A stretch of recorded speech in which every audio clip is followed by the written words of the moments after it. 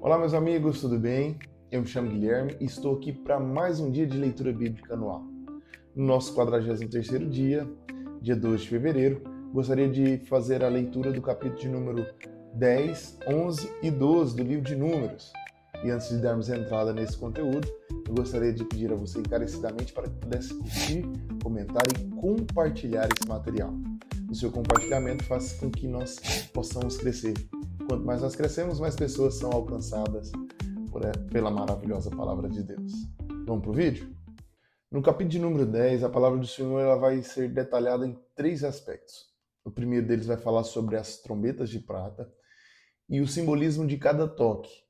De fato, essas trombetas eram tocadas em ocasiões muito especiais. Um exemplo, ocasiões de guerra ou também ocasiões de festividade para que o povo se lembrasse de Deus e Deus se lembrasse do povo. A segunda parte fala sobre a partida de Israel do Sinai. O povo agora de fato começa a caminhar. E na terceira e última parte, a palavra do Senhor fala sobre um nome. Esse nome é um nome um tanto quanto enigmático, Robabe. Alguns estudiosos falam que ele poderia ser de fato um possível cunhado de Moisés. A palavra do Senhor diz que esse moço é convidado por Moisés a continuar com eles durante essa caminhada. E a princípio ele fala que não. Fala, não, olha, é melhor que eu vá para os meus parentes, os meus familiares.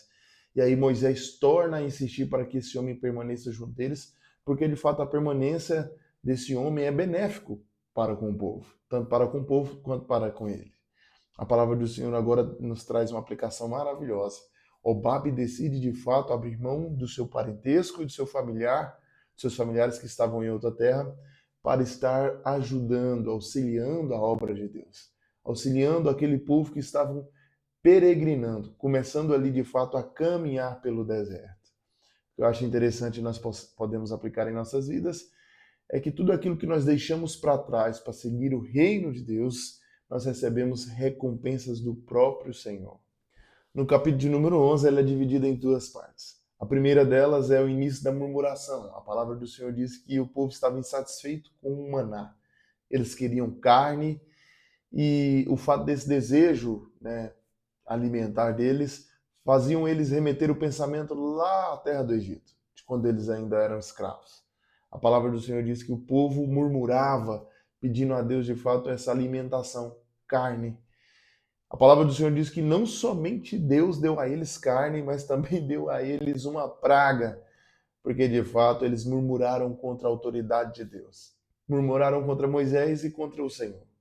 Todas as vezes que você reclamar de Deus ou das circunstâncias que o Senhor colocou você, lembrando que é somente das circunstâncias que englobam de fato o Senhor, é bem provável que você vai colher consequências, assim como esse povo colheu consequências grandiosíssimas, ou melhor dizendo, gravíssimas, por murmurar contra a obra de Deus.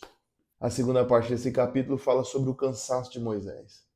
Esse povo ele levantou-se contra Moisés e isso tornou realmente visível aquele cansaço que talvez já havia dentro do ser de Moisés. A palavra do Senhor diz que o Senhor instrui ele a levantar 70 anciões. E esses anciões, de fato, recebem o espírito que estava sobre Moisés repartido e ali eles profetizavam. A palavra do Senhor diz que somente por aquele momento eles profetizavam. Aí ainda vem um detalhe que eu acho interessante. A palavra do Senhor diz que um jovem por nome de Josué chega até Moisés e fala sobre dois que estavam ali profetizando, né? E ele fala: olha, Moisés, eles estão profetizando no meio do Israel, proíba-os. E aí Moisés fala: olha, quem dera que cada um do povo de Israel pudesse ser profeta e recebesse parte desse espírito. Olha que coisa interessante. Olha o que Moisés quer dizer a nós. Quem dera que eu e você recebesse desse mesmo espírito. Quem dera que eu e você fôssemos profetas. Quem dera que eu e você pudéssemos, de fato, ombrear na obra de Deus com Moisés ou com algum outro homem levantado pelo Senhor para o cumprimento do seu querer, da sua vontade. Quem dera a nós. Já no último capítulo, capítulo número 12, fala sobre uma murmuração direta. Miriam e Arão decidem levantar, de fato, murmurações contra a pessoa de Moisés. Olha que coisa interessante. Deus, de fato, quando o povo murmurou contra Moisés, contra Deus, contra a própria obra, remetendo de fato o pensamento ao Egito, Deus se acendeu com a ira muito, eu gostaria de dizer que é uma ira santa, né? É uma ira que traz santidade, que purifica o povo. Agora, o povo, de fato, agora, os mais próximos vão falar da pessoa de Moisés, o servo de Moisés. E aqui o Senhor não responde diferente. O Senhor responde com castigo. A palavra do Senhor diz que Miriam ficou enferma, ela ficou leprosa.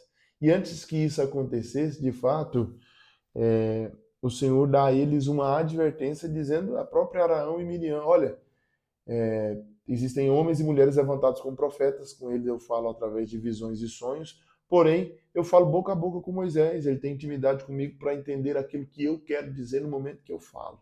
E quem são vocês para poder falar de Moisés? Quem são vocês, de fato, para poder apontar o dedo de vocês à pessoa daquele pelo qual eu levantei? E eu acho interessante que mesmo sendo ali açoitado por palavras ruins, Moisés ainda intercede pelos seus dois irmãos. Aqui nesse capítulo, a palavra do Senhor ainda fala que Moisés, entre os homens, era o mais manso, era o mais humilde, era o mais, como se diz, do temperamento ameno, o pacificador, o intercessor. E foi isso que Moisés fez. Intercedeu para que a sua irmã pudesse ser livre da doença de lepra. Aí o Senhor mesmo, o próprio Deus diz, olha, se o pai dela não tivesse cuspido em sua face, ela não ficaria impura por 7 dias, então durante 7 dias ela vai estar fora do arraial, como impura, para que ela possa se purificar e voltar. A palavra do Senhor finaliza dizendo que o povo, todo o acampamento, toda a nação, esperou esses 7 dias para que Miriam voltasse, e aí sim eles levantaram o acampamento para ir embora. Aqui nós finalizamos, de fato, todos esses 3 capítulos. Eu deixo aqui a você um recado. Nós temos que tomar muito cuidado com aquilo que é sagrado. Nós temos que tomar muito cuidado para não tocar em pessoas levantadas pelo Senhor, porque o próprio Senhor é o defensor dessas pessoas. Que você possa ter essa consciência e esse discernimento. Afinal, você também é alguém levantado por Deus. Mas tome muito cuidado ao tocar pessoas que também, assim como você, é levantadas pelo Senhor. Nós finalizamos aqui. Um beijo a você e um forte abraço.